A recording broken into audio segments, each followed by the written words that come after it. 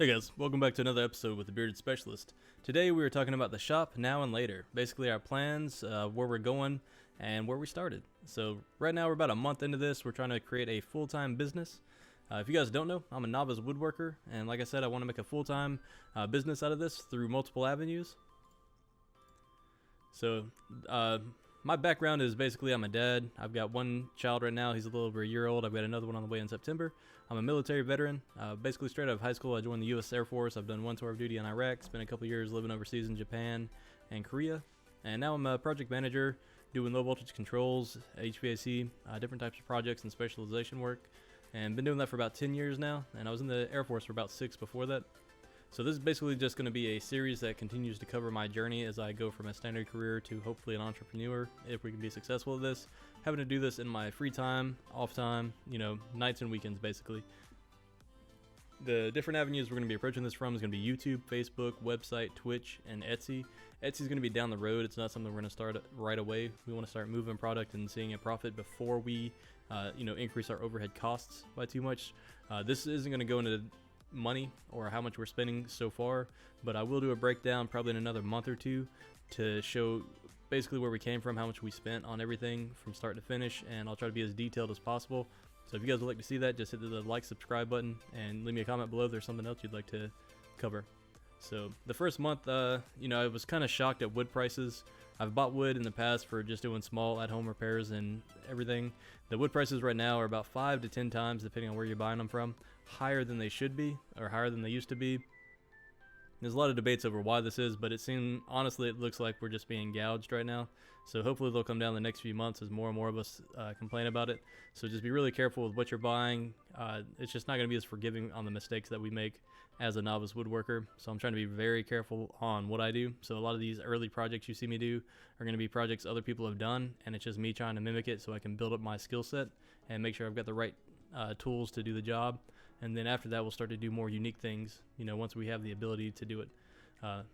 The first projects we've done, we've already done a miter saw station, just so we had a place to put our miter saw station, or miter saw, so we could easily cut different stock and, be more accurate with our cuts instead of trying to do it off of a workbench or, pick it up off the ground, set it on the table, cut, set it back down, oh, forgot something, and now we got to start back. So it's kind of like a time management issue. So having these different stations where you can just walk out to your shop, flip a switch, turn everything on, do whatever work you want to do that day, and then turn it off and walk inside for the night, come back tomorrow and finish it.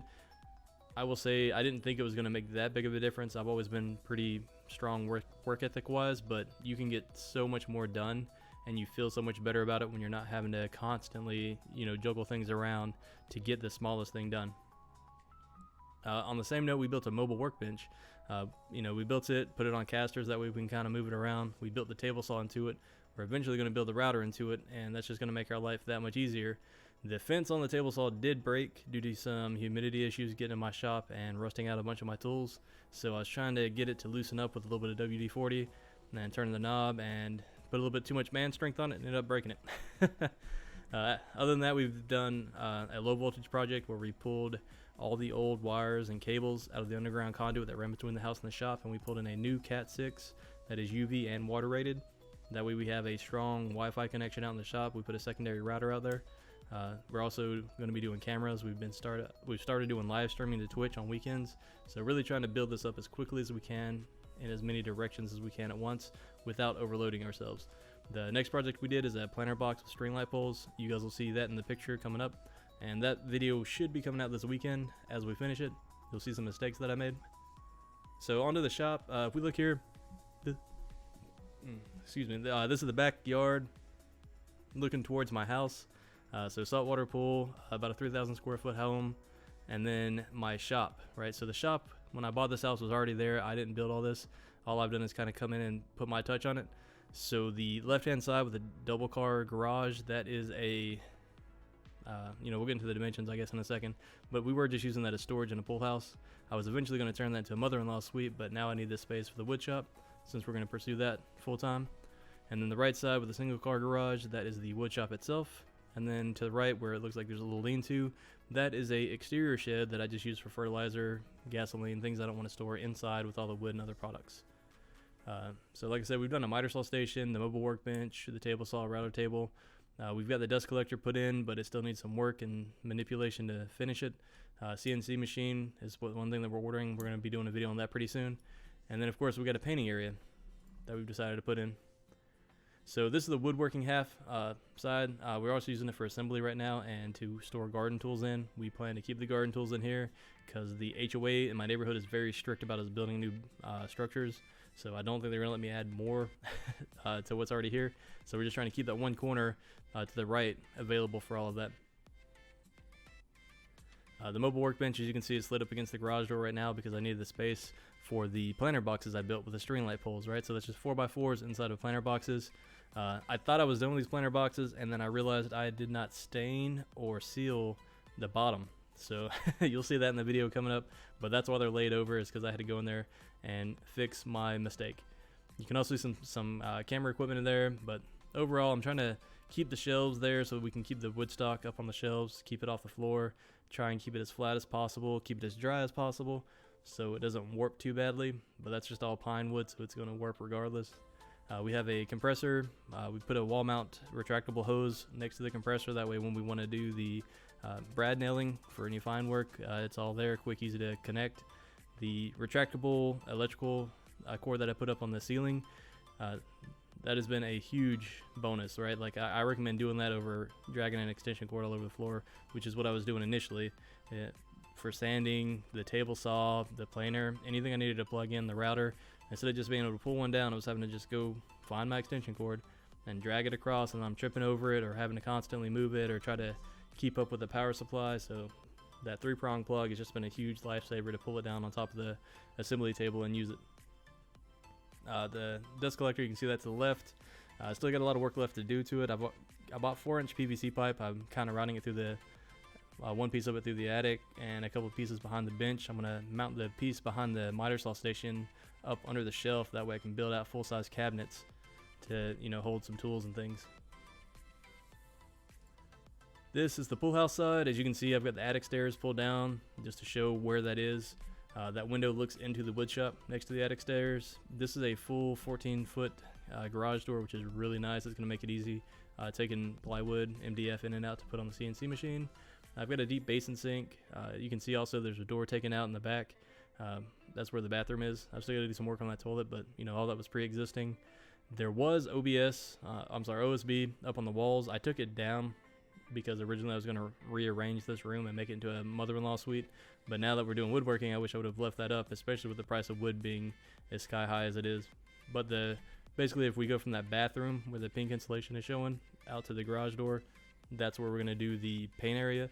And my goal, or my plan, and if you guys know of anything better, please lay it out. Like I said, I'm learning, is I'm going to drape some plastic down from the ceiling and let it overhang, and I'm going to put up some shower curtains at like 6 feet high or whatever height I can get on them. That way I can easily open and close that area, and then the hanging plastic will help cover up any off spray that we get, because I plan to buy a paint sprayer to, you know, make the work really professional and easier. So, you know, everything we're building towards in there. And then if you guys wanted a top-down layout, I've had a couple of people on my live stream ask me for the actual dimensions of my shop because it looks so large to them, and it is actually pretty large. If I pull up my notes real quick, the pool house itself is 380 square feet just on that one half, and both of these areas have 9-foot ceilings. The bathroom in the pool house is about 18 square feet, and then the CNC is going to use up about 238 square feet. I'm buying an Avid CNC machine. We'll do another video on that, but I've got a lot of the stuff laid out right here. I think I spent, give or take, $16,000 on it once I got the actual quote from Avid, and I've already paid about half of that. I've still got the other half to go. We're expecting that delivery to be in the next 2 months, and once I get it, you know, I'll be sure to do a review and show you guys how much I like it or dislike it. It's my first time using a CNC machine, so, you know, bear with me as I learn and teach myself how to use Xcarve and other programs. At the same time, I don't know how to use SketchUp, or I would have done this in SketchUp. This was done in Bluebeam PDF editor. Moving along, the paint area with the deep basin sink, that's going to take up about 124 square feet. And then if we keep rolling, we've got the wide garage door that is 8 feet by 14 feet. We've got 2 standard exterior doors that are about 3 foot wide. And before we put in the drywall, we're going to go ahead and make sure we put a 240 volt AC plug in for the CNC machine. We're going to make sure we have paths for our dust collection. That way we can bring a hose in from the attic area, run it over to the wood shop where the dust collector is going to be stored, and make it easier on us to get the dust in and out, and keep the paint area as clean as possible.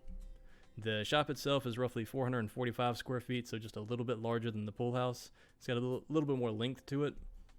The mobile workbench is 4 foot by 7 foot, and it takes up roughly 28 square feet of the floor space, but we can move it around, or we can move it outside. We can move it into the pool house if we needed to without too much of a effort on us.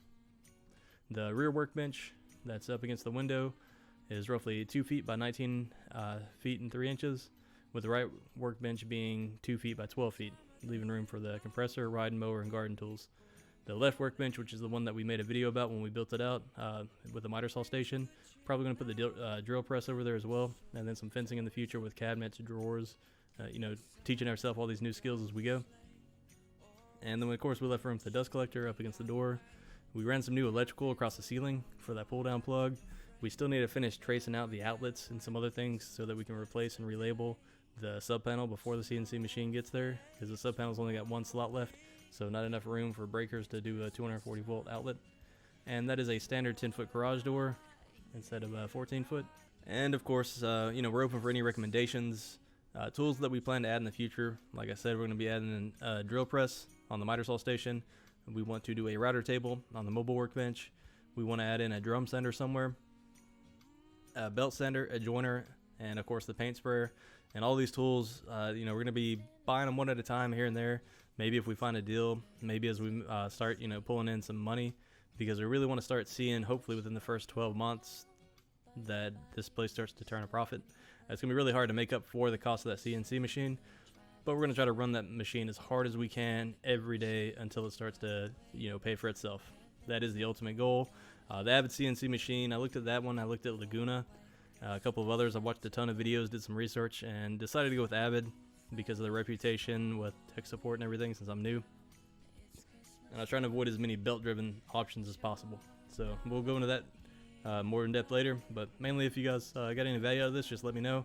If you have any recommendations, again, I'm a novice, so I'm just looking for help on getting everything set up. Make sure I don't make too many mistakes, since everything's getting so costly.